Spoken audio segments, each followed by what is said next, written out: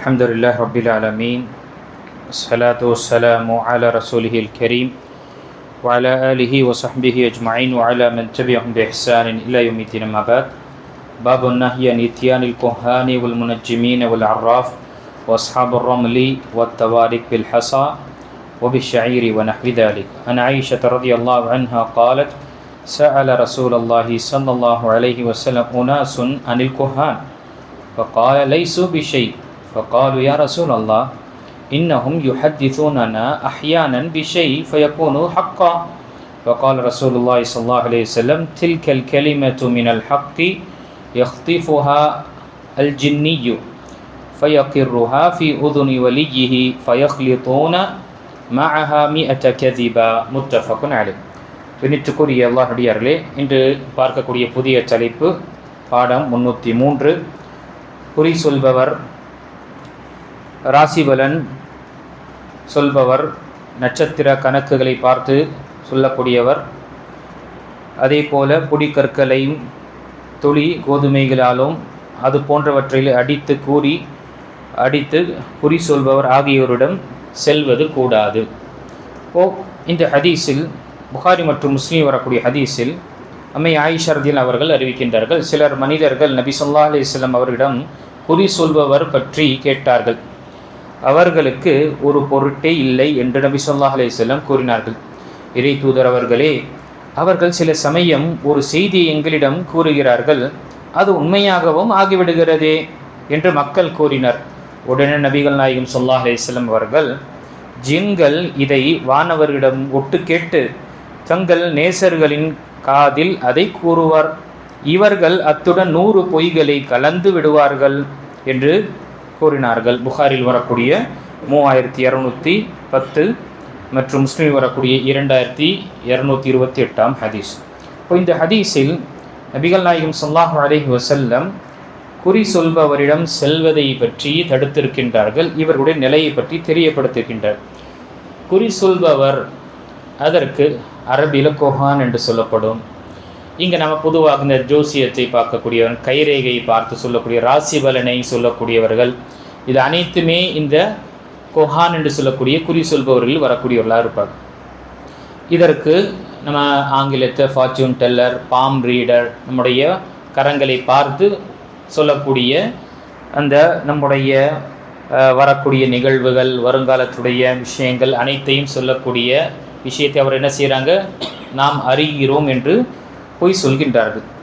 இவர்களுக்கு தான் அல் கொஹான் என்று சொல்லப்படும். இவர்களுடைய நிலை என்ன ஆகின்றது, இன்னாருக்கு நல்ல நாள் இருக்குது, இந்த நபருக்கு கெட்ட நாள் இருக்கு என்று இதை தன்னுடைய இந்த மனிதனுடைய கைரேகை பார்த்தோ, அல்லது நான் பார்க்குற அந்த கிளி ஜோசியம், எலி ஜோசியம், இப்போ இருக்கக்கூடிய அப்டேட் ஜோசியம் பார்த்தா ஹாம்ஸ்டனுடைய ஜோசியம் எல்லாம் போயிட்டுருக்கு. அந்த எலியை போல் ஒரு வளர்க்கக்கூடிய வளர்ப்பு ஒரு விலங்கை கொண்டு என்ன செய்கிறாங்க, அதுக்கு உணவை கொடுத்து சீட்டு எடுக்கிறதுக்காக அந்த சீட்டு கூலிக்கு போடக்கூடிய விஷயத்தில் அதை எடுத்து மக்களுக்கு குறி சொல்லக்கூடிய இருக்கிறாங்க. குறிப்பாக இது இப்போது சமகாலத்தில் நாம் இந்த கடலோர பகுதியில் இந்த மாதிரி நபர்களை பார்க்கலாம். குச்சியை வைத்து கொண்டு, ஒரு தடியை வைத்து கொண்டு சில விஷயங்கள், இது அனைத்துமே என்ன, இவர்களிடம் செல்வதும் என்ன ஹராமாக்கப்பட்டது, இவரிடம் சென்று கேட்பதும் என்று பெரிய ஒரு குற்றமாக இருக்கின்றது. மனிதன் அறிந்து அதை அஞ்சிக் கொள்ள வேண்டும். மறைவான கல்வி அல்லாஹை தவிர வேறு யாரும் அறிய மாட்டார். நபிகள் நாயகம் ஸல்லல்லாஹு அலைஹி வஸல்லமுக்கும் அவர்களுக்கும் மறைவான கல்வி சொல்லப்படவில்லை. அப்போ அல்லாஹு தஆலாவை தவிர வேறு யாரும் நம்முடைய வாழ்க்கையில் என்ன நிகழும் என்ற நிகழ்வுகளை சொல்லக்கூடியவரும் கிடையாது. நாளை என்ன நடக்கும், ஃப்யூச்சரில் எனக்கு என்ன இருக்கும், பாதிப்போ நன்மையா இல்லை ஏதாவது ஒரு சிரமம் ஆகுமா என்ற விஷயங்கள் இது அல்லாஹை தவிர வேறு யாரும் சொல்ல முடியாது. நல்ல காலம், கெட்ட காலம், ராவு காலம், யமகண்டம், இப்படி என்ற இதெல்லாம் என்ன, இது மற்ற மதத்தில் இருக்கின்றதை தவிர மார்க்கத்தில் எல்லா காலமும் சிறப்பான காலம்தான். மனிதனுக்கு காலங்களை விட அவனுடைய அமல்களின் அடிப்படையில் தான் அது அவனுக்கு நல்ல நாளாக கெட்ட நாளாக இருக்கும். மனிதன் அல்லாஹுக்கு கட்டுப்பட்ட வாழ்க்கையை அந்த நாளில் வாழ்ந்தான் என்றால் அது அவனுக்கு நல்ல நாள். அதே அல்லாஹுக்கு மாறு செய்துவிட்டு அவனுடைய அறுப்படையெல்லாம் அனுபவித்து விட்டு அவன் அல்லாஹ்வுக்கு மாறு செய்துவிட்டு கடமைகளை நிறைவேற்றாமல் பாவங்களில் ஈடுபட்டிருக்குன்னா அது அவருக்கு கெட்ட நாளாக இருக்கும். ஆக இந்த மாதிரி விஷயங்கள் என்ன, இதெல்லாம் ஜின்கள் மூலமாக இவர்கள் ஜோசியர்கள் மற்றும் குறி பார்க்கக்கூடியவர்கள் இதை தேடுகின்ற. எப்படி அல்லாஹு தஆலா தன்னுடைய திருமறையில் சூரா சாஃபாத்திலும் மற்ற வசனங்களில் ஜின்கள் அல்லாஹு தஆலா ஜின்களுக்கு சில ஆற்றல்களை அவர்களுக்கு அல்லாஹு தஆலா அந்த பலத்தையும் அதே போல வேகத்தையும் அல்லாஹு தஆலா கொடுத்திருக்கின்றான். இவர்கள் இந்த ஜின்கள் வானத்தில் சென்று மேகத்தில் அல்லது அவங்களுக்கு என்று ஒரு அமர்வுடைய இடம் அவங்க நியமனம் செய்துவிட்டு அங்கு ஒளிந்திருந்து வானவர்கள் பேசக்கூடிய விஷயங்களை கேட்பார்கள். அல்லாஹு தஆலா வானவர்களுக்கு இந்த விஷயங்களை கட்டிடுவான். அந்த விஷயங்கள் இவர்கள் பேசி கொண்டிருக்கும் பொழுது இவர்கள் வானத்திலிருந்து பூமிக்கு வருவதற்கு முன்னாலே ஜின்கள் இதை கேட்டுவிட்டு உடனே தன்னுடைய இந்த அவர்களுடைய தோழர்களாக இருக்கக்கூடியவர்களோ அல்லது அவர்களுடன் மிக ஒரு அவங்களுடைய ரிலேஷன்ஷிப்பை தொடர்பு வைக்கக்கூடியவர்கள், இந்த மாதிரி சூனியக்காரர்கள், ஜோசியம் பார்க்கக்கூடியவர்கள், இவர்களுடைய தொடர்பு இருக்கும். இதை கொண்டு இவங்களிடம் அங்கே நடக்கக்கூடிய அந்த பேச்சுகளை இங்கு தெரியப்படுத்தி விட்டோன்னா இவங்க என்ன செய்வாங்க, அந்த ஒரு வார்த்தை கொண்டு 100 பொய்யை சேர்த்து மக்களுக்கு தெரியப்படுத்துவாங்க. அது எப்பொழுதாவது அந்த கேட்ட வார்த்தை அது உண்மையாக ஆகிவிடுகின்றது, இவர் சொன்னது ஆகிவிட்டது என்று மனிதன் நினைக்கின்றான். அதுதான் நபி ஸல்லல்லாஹு அலைஹி வஸல்லம் கூறினார்கள், அவர்களுக்கு எந்த ஒரு பொருட்டும் கிடையாது, அவர்களுடைய எந்த ஒரு விஷயம் கிடையாது, அவர்கள் எதுவுமே தெரியாது. இதெல்லாம் எப்படி அவங்களுக்கு தெரிய வருகின்றது, ஜின்கள் மூலமாக தெரிய வருகின்றது. அதனால தான் அல்லாஹ் தஆலா இப்படிப்பட்ட ஜின்கள் மறைந்து ஒட்டு கேட்கக்கூடிய இந்த ஜின்களுக்கு அவர்களை விரட்டுவதற்காக கொழுந்திட்டு கூடிய நெருப்பு உடைய கங்கங்களை அல்லாஹ் தஆலா ஏற்படுத்தியிருக்கின்றான்.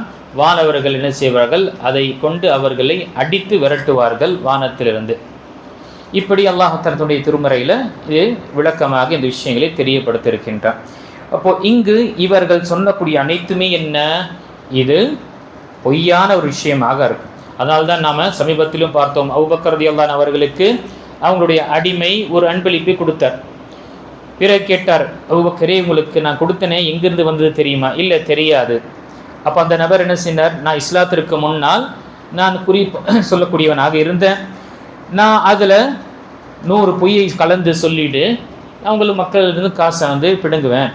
அது ஏதோ யதார்த்தத்தில் இது மாதிரி உண்மையாக நடந்துருச்சு. அந்த மனிதன் என்னை சந்தித்து சந்தோஷம் அடைந்து எனக்கு அன்பளிப்பை கொடுத்தான். அந்த அன்பளிப்பு தான் உங்களுக்கு நான் பரிமாறினேன் என்று சொல்லும் பொழுது, பங்கிட்டு கொடுத்தேன் என்று சொல்லும் பொழுது, அபூபக்கர் ரலியல்லாஹு அவர்கள் சாப்பிட்ட அனைத்துமே விரலை விட்டு சுப்ஹானல்லாஹ் வாந்தி எடுத்து விட்டார்கள்.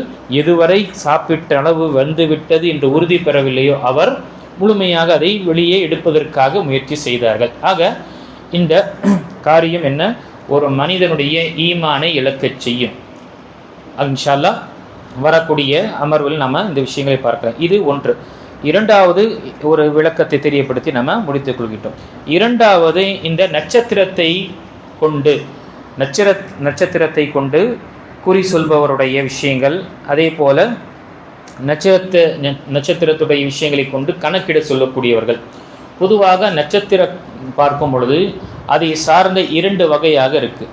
ஒன்று அதற்கு ஆஸ்ட்ரானமி என்று சொல்லுவாங்க, இரண்டாவது ஆஸ்ட்ராலஜி என்று சொல்லுவாங்க. இந்த நட்சத்திரம் சார்ந்த கல்வியுடைய விஷயங்களை பார்க்கும் பொழுது 2 வகை. ஒன்று ஆஸ்ட்ரானமி என்று சொல்லக்கூடிய ஒரு கல்வி. இது என்ன, கோள் சம்பந்தப்பட்ட நட்சத்திரங்களும் கோள் பிளானட்ஸ் யூனிவர்ஸ் சம்பந்தப்பட்ட அந்த செலெஷியல் பாடி என்று சொல்லக்கூடிய வானத்தில் இருக்கக்கூடிய கோள்களை பற்றிய ஆராய்ச்சி செய்வதும் அதை படிப்பதும் அதை பற்றி அறிந்து கொள்வதும். இதனால் கப்பலில் செல்லக்கூடியவர்களுக்கும் சரி, அதே போல் ஃப்ளைட்டில் செல்லக்கூடியவங்களுக்கும் என்ன, இந்த நட்சத்திரங்கள் அவங்களுக்கு ஒரு டைரெக்ஷன் போல், அவங்களுக்கு ஒரு மேப்பை போல் அமையும். இந்த படிப்பு என்ன அனுமதிக்கப்பட்டது. இதற்கு ஆஸ்ட்ரானமி என்று சொல்லுவாங்க. இந்த படிப்பை படிக்கக்கூடியவர்களுக்கு ஆஸ்ட்ரானமர் என்று சொல்லப்படும். இரண்டாவது வகையாக சொல்லப்படக்கூடிய விஷயம்தான் ஆஸ்ட்ராலஜி. அதுதான் இங்கு நட்சத்திரத்தை கணக்கு பார்த்து சொல்லக்கூடியவர். இந்த ஆஸ்ட்ராலஜி என்று சொன்னால் என்ன அர்த்தம், பூமியில் ஏற்படக்கூடிய நிகழ்வுகள், நல்லது கெட்டது, ஒரு மனிதன் மரணிக்கின்றான், ஒரு மனிதன் பிறக்கின்றான், ஒருவருக்கு நல்லது விஷயம் ஏற்படுது, ஒருவருக்கு பாதிப்பு ஏற்படுகின்றது, இந்த அனைத்துமே வானத்தில் இருக்கக்கூடிய நட்சத்திரங்களின் தாக்கம்தான். அது மாறக்கூடிய திசையின் அடிப்படையில் இந்தந்த மனிதருக்கு இந்தந்த விஷயங்கள் ஏற்படும். அதனால்தான் பல காலத்தில் பெரிய முதியோர்கள் சொல்லும் பொழுது இவருடைய நட்சத்திரம் ரொம்ப படிச்சா இருக்குது, இவருடைய நட்சத்திரம் ரொம்ப பலவீனமாக இருக்குது, இவர் அந்த ஒரு நட்சத்திரம், இவர் ஏதோ அந்த வார்த்தைகள் குறிப்பாக அந்த ராசி பலன் இருக்கக்கூடிய விஷயங்களில் தெரியப்படுத்தக்கூடியவர்களாக இருப்பார்கள். இது அனைத்துமே என்ன, இது ஹராமானது. இந்த விஷயங்களை அறிவதும் இந்த விஷயங்களை கற்றுக்கொள்வதோ இதுதான் என்ன, நட்சத்திரத்தை பார்த்து கணக்கீடு சொல்லக்கூடியவர்களாக இருக்கின்றார்கள். இதைத்தான் வரன் பார்ப்பதும் அது நல்ல நாட்களில் பார்ப்பதும் இந்த அனைத்துமே இந்த விஷயத்தில் செய்வது இது மார்க்கம் தடை செய்து பட்டிருக்கின்றது. அதேபோல இந்த உலகத்தில் ஏற்படக்கூடிய மனிதர்களுடைய வாழ்க்கையில் ஏற்படக்கூடிய நிகழ்வுக்கும் நட்சத்திரத்தில் ஏற்படக்கூடிய மாற்றங்களுக்கும் எந்த ஒரு தொடர்பும் கிடையாது. அல்லாஹு தாலா அந்த அனைத்து படைப்பினங்களையும் அல்லாஹு தாலா படைத்திருக்கின்ற அதனுடைய கோலில் அவர்கள் சென்று கொண்டிருக்கின்றார்கள். இந்த உலகத்தில் அல்லாஹு தாலா நமக்கு ஏற்படுத்தக்கூடிய நிகழ்வுகள் அனைத்துமே என்ன, அல்லாஹுடைய நாட்டம் பிரகாரம் தான் நடக்கின்றது.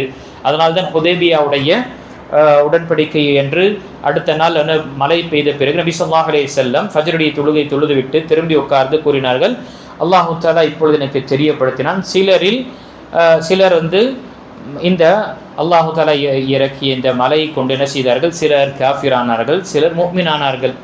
அதில் யாரெல்லாம் இந்த மலை அல்லாஹுடைய ஃபضலை கொண்டும் அல்லாஹுடைய அருளை கொண்டு இது பொழிந்தது என்று கூறினார்களோ அவர்கள் அல்லாஹ் மீது ஈமான் கொண்டார்கள், நட்சத்திரத்தின் மீது என்ன செய்தார்கள், நிராகரித்து விட்டார்கள். யாரெல்லாம் இந்த நட்சத்திரம் காரணமாக இது இந்த திசையில் வந்ததினாலும் அது அந்த திசையில் சென்றதினாலும் இந்த மழை பொழிந்தது என்று சொல்லக்கூடியவர்கள் அவர்கள் நட்சத்திரத்துடைய அந்த விஷயத்தின் மீது ஈமான் கொண்டார்கள், அல்லாஹு தஆலாவை நிராகரித்து விட்டார்கள் என்று நபி ஸல்லல்லாஹு அலைஹி வஸல்லம் தெரியப்படுத்தும். இப்போ மழை பொழிவதும் இது அனைத்தும் என்ன, அல்லாஹுடைய அருள் அல்லாஹுடைய நாட்டம் பிரகாரம் தான் நடக்கும். இதில் இந்த குறிப்பாக்கக்கூடிய ஜோசியம் செய்யக்கூடிய இவர்களெல்லாம் சொல்லக்கூடிய விஷயம் என்ன, இது முழுக்க பொய்யாக இருக்குது. இன்ஷா அல்லாஹ் நாளை அமர்வில் இவருடன் செல்லக்கூடியவர்களுக்கு எவ்வளோ பெரிய ஒரு பாதிப்பும் எவ்வளோ பெரிய ஒரு குற்றத்தை நாம் இன்ஷா அல்லாஹ் வரக்கூடிய அமர்வில் அறிவோம். அல்லாஹு தஆலா சொல்லக்கூடியவருக்கும் கேட்கக்கூடிய அனைவருக்கும் அல்லாஹு தஆலா நமக்காக ஏற்படுத்திய மார்க்கத்தில் அனுமதிக்கப்பட்ட விஷயங்களை செய்வதற்கும் தடுக்கப்பட்ட விஷயத்தில் முற்றிலுமாக நம்மை தடுத்து கொண்டு நம்முடைய ஈமானை பாதுகாத்து வாழக்கூடியவர்களாக அல்லாஹ் ஆக்கிடுவானாக. ஆமீன்.